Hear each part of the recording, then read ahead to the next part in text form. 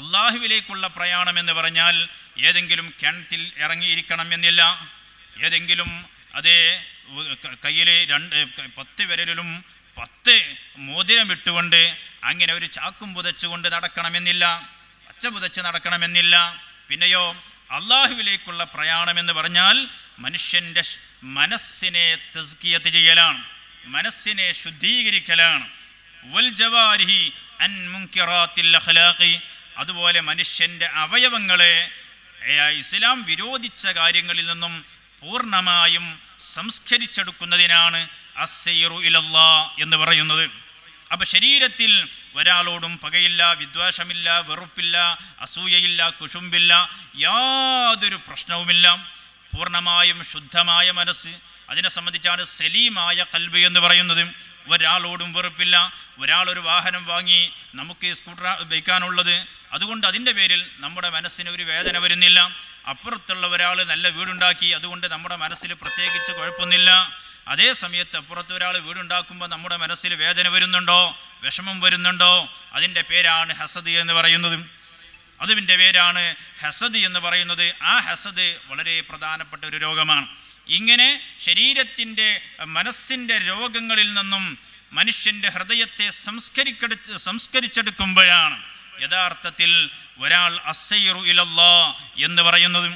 അതുപോലെ അവയവങ്ങളെയും അല്ലാഹു തആല നിരോധിച്ചതിൽ നിന്ന് മാറ്റിയെടുത്ത് സംസ്കരിക്കണം. കണ്ടുകൊണ്ട് അല്ലാഹു തആല ഹറാമാക്കിയ കാര്യം കാണാൻ പാടില്ല, ഹറാമാക്കിയ കാര്യം കാണാൻ പാടില്ല. ഇത് എല്ലാവർക്കുള്ള നിയമമാണ്, ഇത് എല്ലാവർക്കുള്ള നിയമമാണ്.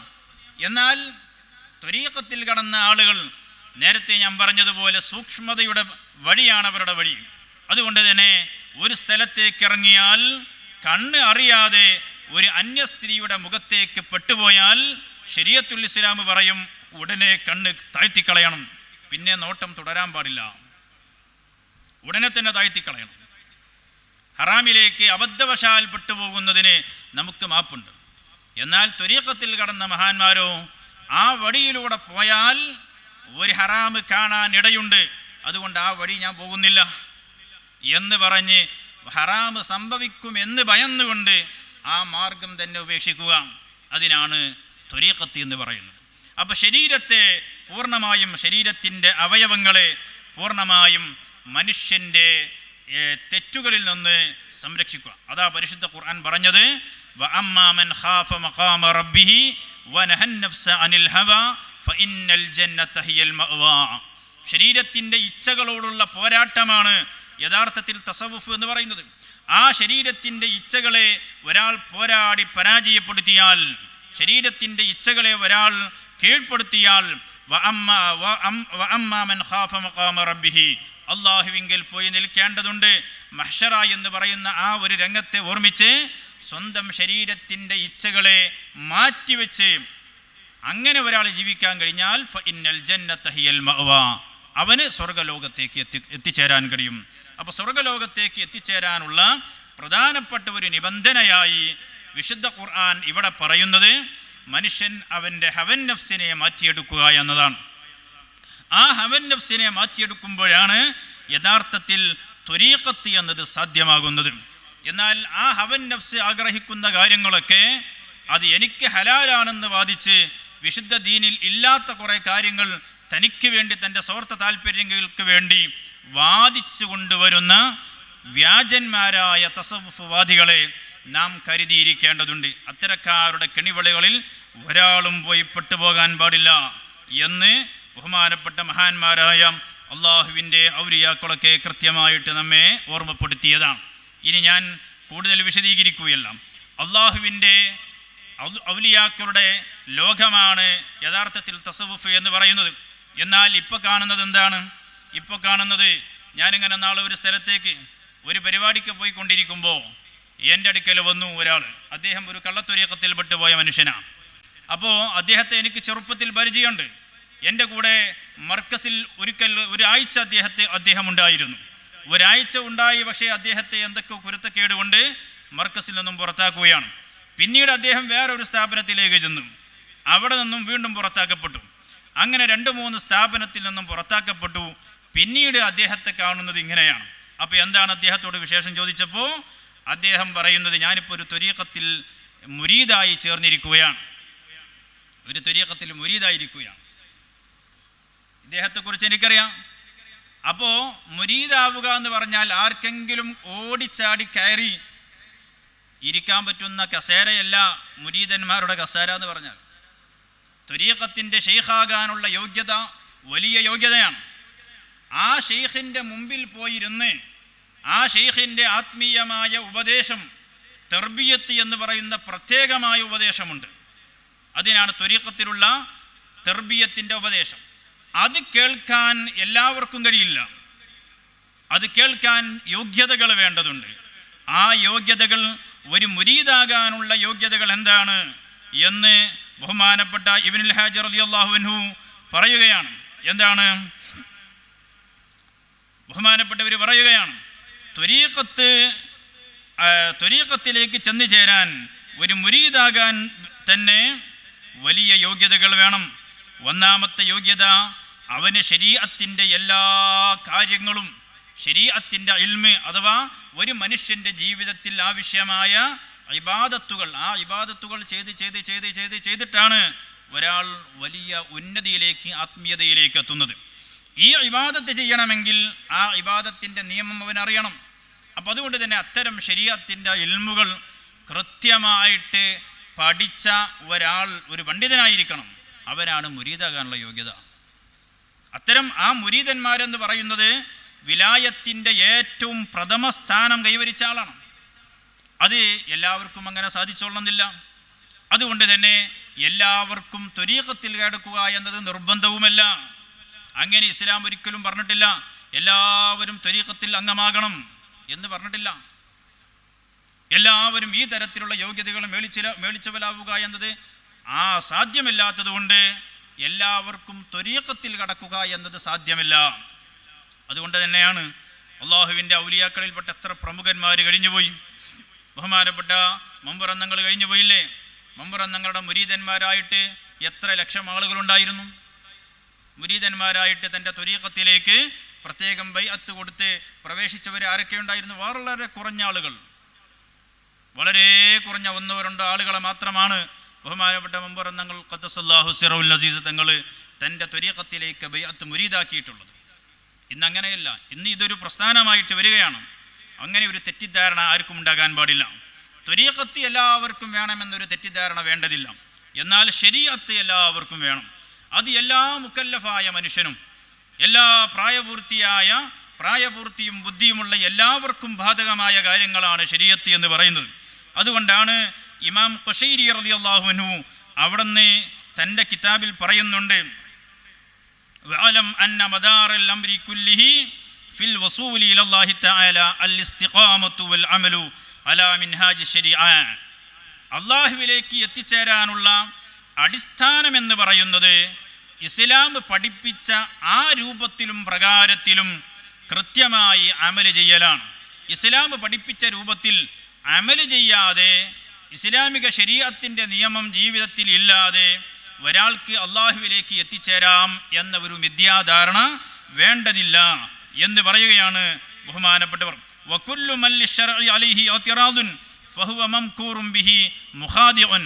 ഇസ്ലാമിക ശരീഅത്ത് പ്രകാരം ഒരാളുടെ കർമ്മം അത് ഇസ്ലാമിക ശരീഅത്ത് പ്രകാരം, ഇസ്ലാമിക ഫിഖ്ഹ് പ്രകാരം ശരിയല്ല എന്ന് പറയാൻ പറ്റുന്ന ഒരു കാര്യം ഒരാൾ ചെയ്താൽ അദ്ദേഹത്തെക്കുറിച്ച് പിന്നെ അദ്ദേഹം തസവുഫിൻ്റെ ആളാണെന്ന് പറയാൻ പറ്റില്ല എന്നാണ് ബഹുമാനപ്പെട്ട ഇമാം ഖുശൈരി റളിയല്ലാഹു അൻഹു പഠിപ്പിച്ചു വരുന്നത്.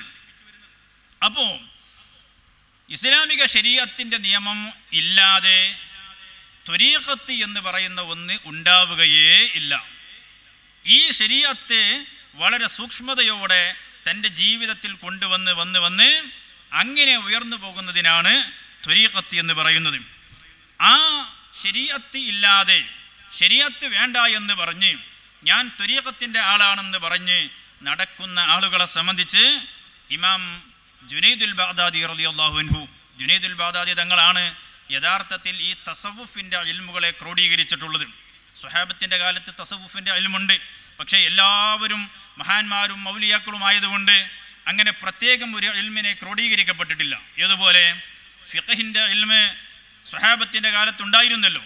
പക്ഷേ പിൽക്കാലത്ത് ഖുർആനിൽ നിന്ന് ഇസ്ലാമിക കർമ്മശാസ്ത്ര മസ്അലകൾ കണ്ടെത്താൻ കഴിവുള്ള ആളുകൾ കുറഞ്ഞു വന്നപ്പോൾ, അത്തരം ഘട്ടം വന്നപ്പോഴാണ് മദ്ഹബിൻ്റെ 4 ഇമാമുകൾ അവർ വിശുദ്ധ ഖുർആനിൽ നിന്നും മസ്അലകൾ ക്രോഡീകരിച്ച് ആ മസ്അലകൾ പൂർണ്ണമായും ക്രോഡീകരിച്ച 4 മദ്ഹബായി തീർന്നതുപോലെ ഈ തസവുഫിൻ്റെ രംഗം, ആ ഇൽമിനെ ക്രോഡീകരിച്ചത് ബഹുമാനപ്പെട്ട ജുനൈദുൽ ബഗ്ദാദി റളിയല്ലാഹു അൻഹുവാണ്. ആ ജുനൈദുൽ ബഗ്ദാദി തങ്ങളോട് ചോദിക്കുകയാണ്, ആരെക്കുറിച്ച്?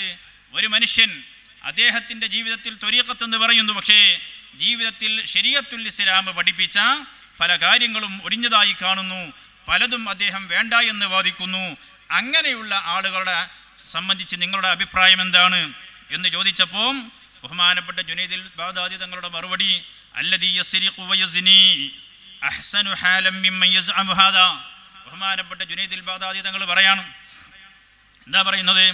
അല്ലദീ യസ്രിഖു വയസ്നി, ഒരു മനുഷ്യൻ വ്യഭിചരിക്കുന്നുണ്ട്, അദ്ദേഹം മോഷ്ടിക്കുന്നുണ്ട്, അങ്ങനെയുള്ള തമ്മാടിയായ ഒരു മനുഷ്യൻ അഹ്സനു ഹാലം മിമ്മൻ യസ്അമു ഹാദാ, ഈ തരത്തിൽ ത്വരീഖത്ത് വാദിച്ച് കടുത്ത ഹറാമുകളും ചെയ്ത് വിശുദ്ധമായ റമദാനിൻ്റെ പകലിൽ നോമ്പെടുക്കാതെ നടന്ന് നിസ്കാരം ഖളാ ആക്കി അന്യ സ്ത്രീകളെയും പിടിച്ച് അന്യ സ്ത്രീകളുടെ കൂടെ നടന്ന് നോക്കി ഇതൊന്നും ഹറാമില്ല എന്ന് വാദിച്ച് നടക്കുന്ന ഇവനേക്കാൾ നല്ലത് ഈ വ്യഭിചാരിയാണ്, അവനേക്കാൾ നല്ലത് മോഷ്ടാവാണ് എന്ന് ബഹുമാനപ്പെട്ട ജുനൈദുൽ ബഗ്ദാദി തങ്ങൾ പറയാണ്. എന്നിട്ട് ബഹുമാനപ്പെട്ട ഇമാം ഖുശൈരി തങ്ങളുടെ വാചകം ഉദ്ധരിക്കുകയാണ്, ഹഖ്ഖുൻ ലിഅന്ന മൻ യസ്രിഖു വയസ്നി വയഅതഖിദു നഖ്സ നഫ്സിഹി. ബഹുമാനപ്പെട്ട ഇമാം ഖുശൈരി തങ്ങൾ പറയാണ്, ജുനൈദുൽ ബഗ്ദാദി തങ്ങൾ പറഞ്ഞത് വളരെ കറക്റ്റാണ്. എന്താ കാരണം? വ്യഭിചരിക്കുന്ന ഒരു മനുഷ്യൻ അവൻ്റെ മനസ്സിലുള്ളത് ഈ വ്യഭിചാരം ഹലാലാണെന്ന് അവന് വിശ്വസിക്കുന്നില്ല, എനിക്ക് പ്രത്യേകം അത് ഹലാലാണെന്ന് അവൻ വാദിക്കുന്നുമില്ല. പക്ഷേ അവൻ്റെ ചില സന്ദർഭത്തിൽ, അവൻ്റെ ചില വൈകാരികമായ സന്ദർഭത്തിൽ അത്തരം ഒരു തെറ്റിൽ അവൻ വീണുപോയതായിരിക്കാം. മോഷ്ടാവിനെ സംബന്ധിച്ചിടത്തോളം ഈ മോഷണം എന്നത് എനിക്ക് ഹലാലാണ് എന്ന് അവൻ വിശ്വസിക്കുകയോ വാദിക്കുകയോ ചെയ്യുന്നില്ല. മറിച്ച് അവൻ്റെ ജീവിതത്തിൽ അത്തരം ഒരു തെറ്റിലേക്ക് വീണുപോയി. അപ്പോൾ അവനെ സംബന്ധിച്ചിടത്തോളം ചെയ്യുന്നത് തെറ്റാണെന്ന് അവൻ അംഗീകരിക്കുന്നുണ്ട്. ആ തെറ്റിന് അവനിനി തൗബ ചെയ്യാനുള്ള അവസരവും ഉണ്ടായേക്കാം. എന്നാൽ ഇത്തരക്കാരായ ആളുകൾ ഇവർ ഈ ചെയ്യുന്ന ഹറാമ് അവർക്ക് ഹലാലാണെന്നാണ് വാദിക്കുന്നത്. അതുകൊണ്ട് തന്നെ അവർ ഇസ്ലാമിൻ്റെ ബൗണ്ടറിയിൽ നിന്ന് തന്നെ പുറത്തു പോകാൻ സാധ്യതയുണ്ട് എന്ന് ബഹുമാനപ്പെട്ട ഇമാം ഖുശൈരി റളിയല്ലാഹു തആല അൻഹു അവിടെ നിന്ന് പറയുകയാണ്. അതുകൊണ്ട് ഇത്തരം ത്വരീഖത്ത് വാദിക്കുന്ന ആളുകൾ അവർ ഈ ഇസ്ലാമിക ശരീഅത്തിനെ നിസ്സാരപ്പെടുത്തിക്കൊണ്ടാണ് മുന്നോട്ട് വരുന്നത് എങ്കിൽ അത്തരം വാദിക്കുന്ന ആളുകളെല്ലാം കള്ളത്വരീഖത്തിൻ്റെ വക്താക്കളാണ്. ഇനി നമ്മൾ അടിസ്ഥാനപരമായി മനസ്സിലാക്കേണ്ട മറ്റൊരു കാര്യമുണ്ട്. എന്താണ്? ഇന്നലെ വരെ പല കാര്യങ്ങളായിട്ട് നടന്നു, പല ബിസിനസ്സുമായിട്ട് നടന്നു, ഒന്നും ക്ലച്ച് പിടിച്ചില്ല. സുബ്ഹാനല്ലാഹ്. പിന്നെ ഒരു ദിവസം കണ്ടു മൂപ്പര് ഒരു പ്രത്യേകമായ ഒരു അവസ്ഥയിൽ ഒരു താടിയൊക്കെ വെച്ച് ഒരു വലിയക്കെട്ട് അദ്ദേഹം ഇപ്പോൾ ഒരു വലിയായിട്ട് വന്നിരിക്കുന്നു. ഇന്നലെ വരെ പല തട്ടിപ്പ് കേസിലും പ്രതിയായിരുന്ന മനുഷ്യനാണ്. ഇന്ന് പ്രത്യേകമായ വിലായത്ത് കിട്ടി, എനിക്കൊരു വിലായത്തിൻ്റെ ഒരു പദവി കിട്ടിയിട്ടുണ്ട് എന്ന് പറഞ്ഞ് അദ്ദേഹം വരുന്നു. അപ്പോഴേക്ക് കുറേ ആളുകൾ കൂടുന്നു. അങ്ങനെ അദ്ദേഹം ഒരു ഷെയ്ഖായിട്ട് ചമയുന്നു. ഇതൊന്നും ഇസ്ലാം ഉത്തരവാദിയല്ല. അള്ളാഹുവിൻ്റെ ഔലിയാക്കൾ, ആ ഔലിയാക്കൾ ആരാണ് എന്നതിന് കൃത്യമായ ഒരു മാർഗരേഖയുണ്ട്, ഒരു കൃത്യമായ ഒരു പാരാമീറ്റർ ഉണ്ട്. ആർക്കും കയറി വന്നിട്ട് എനിക്ക് ഇന്നലെ വിലായത്ത് കിട്ടി എന്ന് പറയാൻ പറ്റില്ല. അപ്പം ആരാണ് അള്ളാഹുവിൻ്റെ വലിയ? വലിയ ആരാണ്? വലിയ എന്ന് പറയുന്നത് അള്ളാഹുവിൻ്റെ ദീൻ പഠിച്ച പണ്ഡിതന്മാരെ വലിയാവുകയുള്ളൂ.